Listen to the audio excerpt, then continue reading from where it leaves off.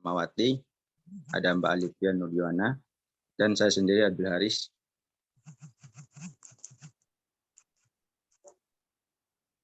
Langsung saja ya, untuk mempersingkat waktu. Slide pertama, Mbak.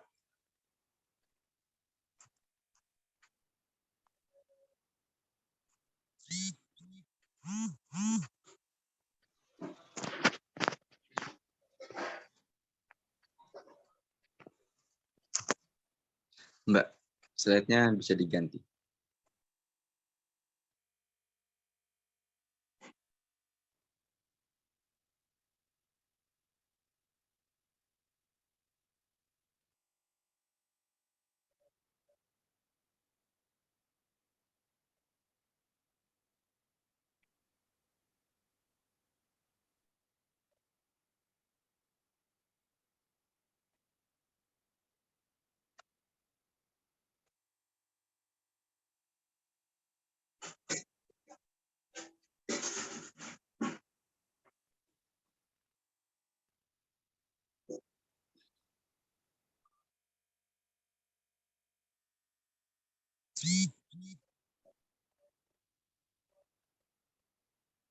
Untuk Mbak Alivia, slide-nya bisa diganti.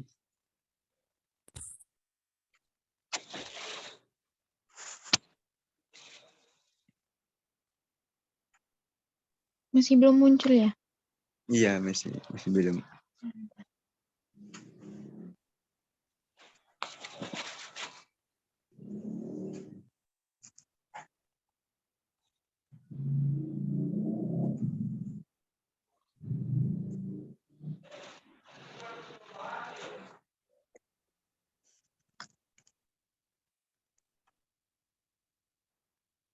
Bisa lebih lama. Belumnya, Mbak. Boleh, Ci.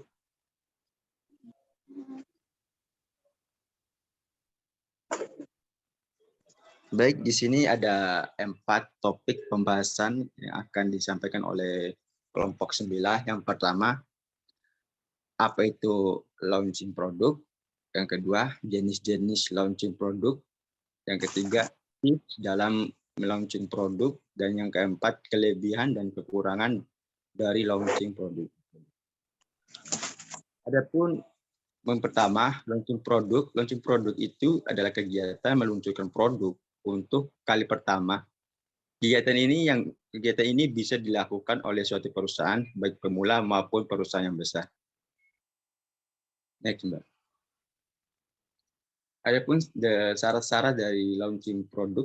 Yang pertama itu, produk harus memenuhi strategi vision dalam produk roadmap. Yang kedua, customer journey ke pembelian produk sudah jelas, serta journey-nya dirancang sesederhana mungkin. Yang ketiga, produk sudah melewati rangkaian tes dan quality assurance. Yang keempat, marketing kolateral sudah dibuat dan dikirimkan. Dan yang kelima, sudah ada rencana pengumpulan feedback atau pelacakan user behavior dari pengguna produk yang dituju. Dan yang keenam, tim sales dan customer support sudah mendapat pelatihan terkait produk baru yang di-launching tersebut. Untuk selanjutnya akan dijelaskan oleh rekan teman saya selanjutnya.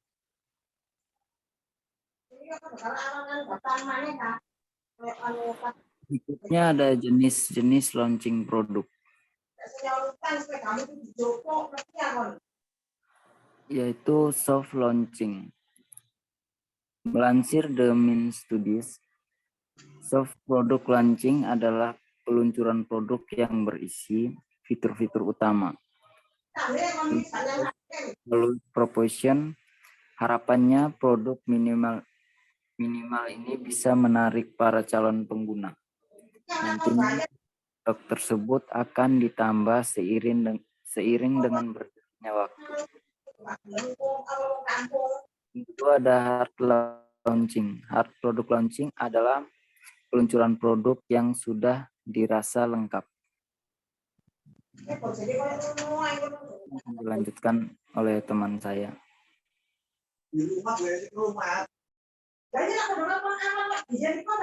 Baik, selanjutnya yaitu tips dalam launching produk. Yang pertama,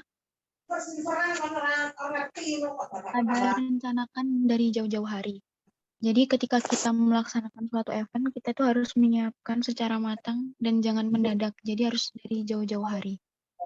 Terus yang kedua, lakukan kerjasama dengan influencer. Mengapa harus dilakukan kerjasama dengan influencer? Karena influencer ini tuh seringkali membantu dalam suksesnya membangun audiens. Yang ketiga yaitu buat konten yang memudahkan pengguna. Di sini membuat konten yang menjelaskan cara memakai produk sehingga pengguna yang akan melihat produk kita itu sudah memahami dahulu bagaimana produk kita seperti itu. Selanjutnya akan dilanjutkan oleh teman saya.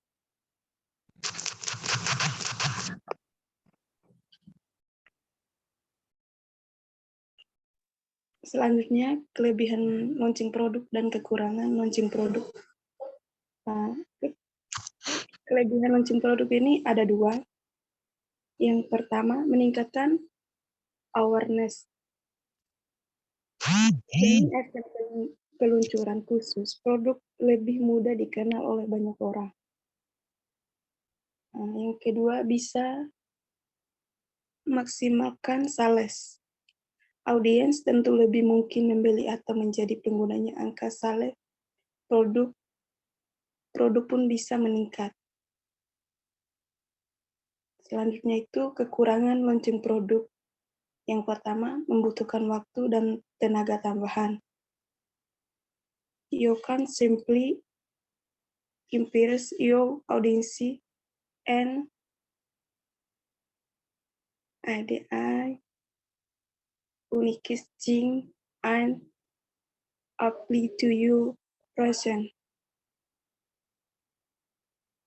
Bisa berdampak negatif jika salah langkah. Salah satu risiko dari acara produk launching adalah menurunkan brand image.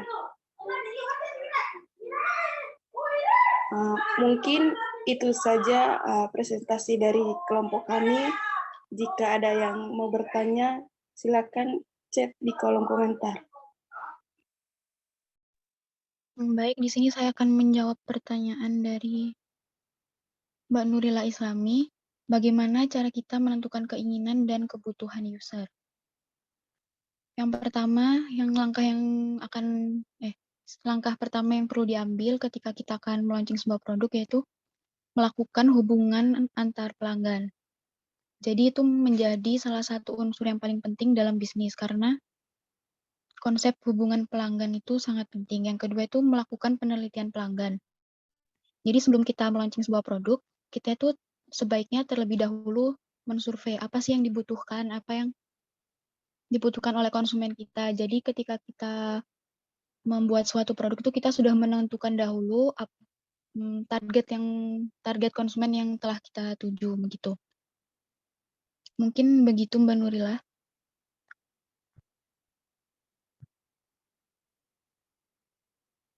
Bagaimana Mbak?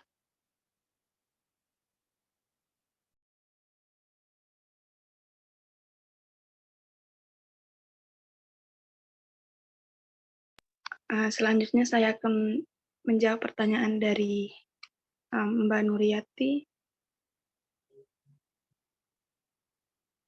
Pertanyaannya, sebutkan penyebab produk tidak laku dijual dan jelaskan solusi mengatasinya.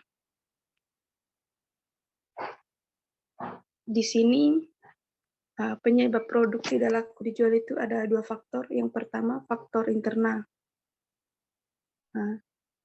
Kurangnya perencanaan strategi pemasaran. Perencanaan yang kurang dalam menentukan strategi pemasaran merupakan hal yang dapat menyebabkan produk tidak laku dijual. Hal ini sering dilewatkan para pembisnis, padahal perencanaan strategi pemasaran merupakan hal pokok yang harus dilakukan sebelum kita memulai usaha. Solusinya adalah ketika kita merencanakan strategi pemasaran, usahakan strategi kita tersebut berorientasi pada konsumen. Sehingga produk yang kita jual itu mencapai tujuan sebuah bisnis. Yang kedua, target pasar yang lebar. Target pasar yang terlalu lebar dapat menyebabkan produk Anda tidak laku dijual, karena fokus akan terpecah ke semua golongan masyarakat dalam memasarkan produk.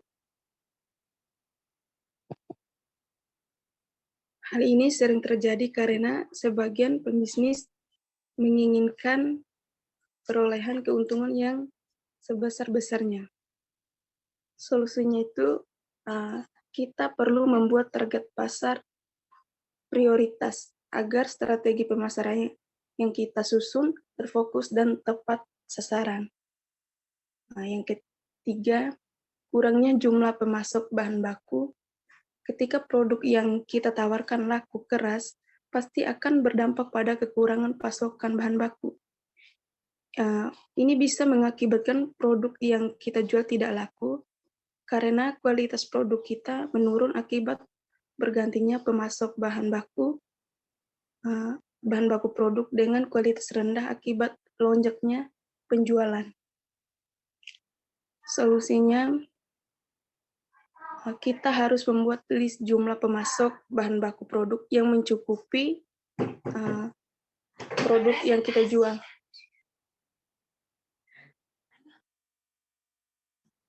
Yang keempat, harga yang terlalu mahal. Harga menjadi salah satu faktor produk tidak laku dijual. Kesalahan dalam penentuan harga produk sering dilakukan para pembisnis, terutama pembisnis pemula. Pada era ini, konsumen cerdas pasti akan membandingkan produk yang akan dibelinya. Terkadang produk dengan kualitas hampir sama, tetapi terjadi selisih harga yang lumayan tinggi akan membuat konsumen berpaling. Solusinya adalah kita harus melakukan survei harga kompetitor kita yang menjual produk sejenis. Yang kelima, perencanaan finansial yang kurang matang. Finansial merupakan hal paling krusial dalam bisnis, karena awal tumbuh dan bergeraknya suatu bisnis ada di finansial.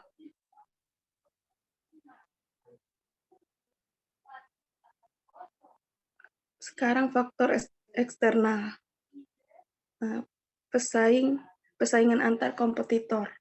Persaingan di dunia bisnis memang tidak bisa dihindari, apalagi persaingan antara kompetitor produk sejenis. Jika kita tidak dapat mencari solusi dari kendala ini, dapat dipastikan produk kita akan tertinggal dan tidak laku dijual. Solusinya, temukan dan bangunlah sesuatu citra unik dari produk kita.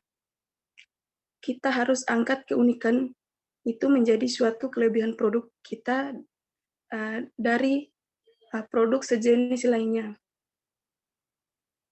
Yang kedua, sumber daya manusia yang rendah. Meskipun produk yang kita jual berkualitas bagus dan unggul dari produk sejenis lain, tanpa dukungan sumber daya manusia yang baik akan sia-sia. Dukungan sumber daya manusia dalam sebuah bisnis jika dipresentasikan mungkin 70%, tanpa ada tim produksi, tim pengemasan, tim distribusi, dan tim pemasaran yang baik, produk kita tidak akan laku dijual. Solusinya, kita cari sumber daya manusia yang berkualitas. Seperti coba untuk selalu lakukan pelatihan kepada tiap pegawai dan selalu ada evaluasi tiap minggunya.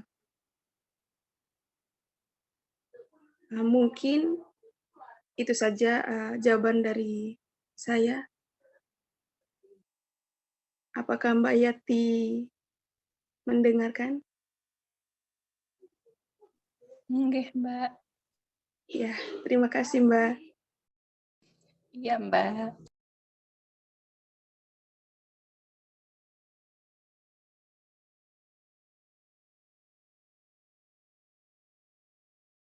Baik, di sini saya akan menjawab pertanyaan dari Muhammad Ramdhani Idris. Launching produk itu kan memerlukan waktu yang lama dan biaya yang banyak. Apakah bisa mengurangi biaya dan waktu launching produk? Jadi dalam kita meluncing sebuah produk itu, untuk biaya itu mungkin kembali lagi dengan konsep yang kita bikin dalam kita meluncing produk. Jadi ketika konsep kita mewah dan terlalu banyak itu kan pastinya kita juga membutuhkan biaya yang cukup banyak. Lalu kalau waktu itu juga kembali juga ke konsep yang akan kita bikin gitu. Jadi antara waktu dan biaya itu sangkutannya kembali lagi kepada konsep dan rencana yang akan kita terapkan saat meluncing produk tersebut. Mungkin begitu Mas, apakah masih kurang? Ya, baik, cukup Mbak. Terima kasih. Sama-sama.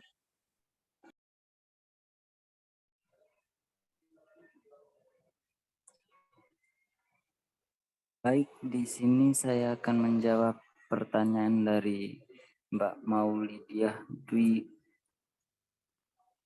Wahyuni. Kondisi apa yang menyebabkan perusahaan harus mengeluarkan produk baru?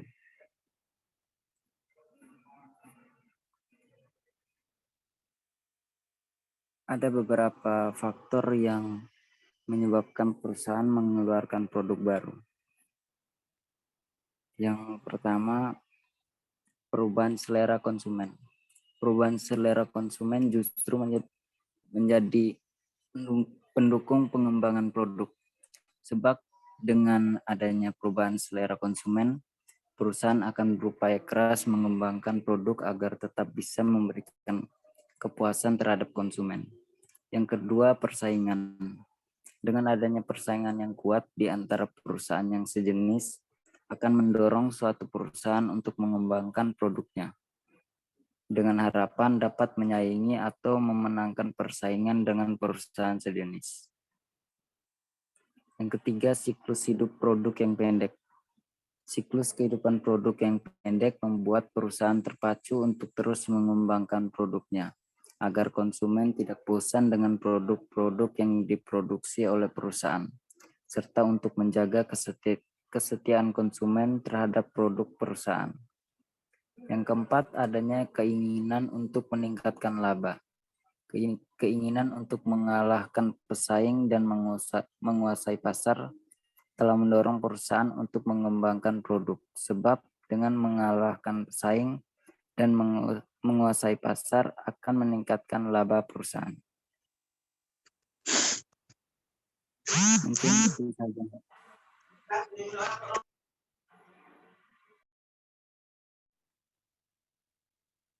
Baik, saya akan menjawab pertanyaan dari Mbak Laila Putria.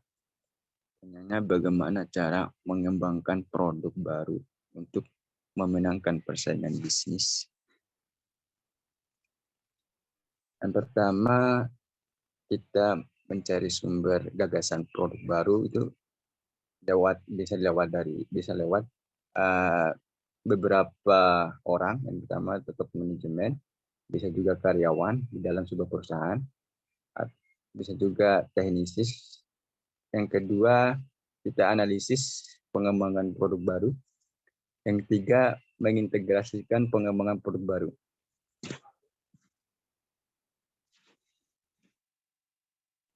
Gimana, Mbak?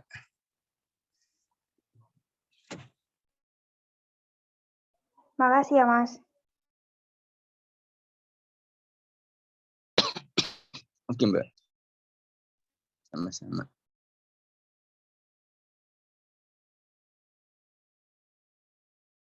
Tadi sudah saya screenshot. Mungkin sekian presentasi dari kelompok 9. Bila ada kurangnya kami mohon maaf. Wassalamualaikum warahmatullahi wabarakatuh. Waalaikumsalam warahmatullahi wabarakatuh.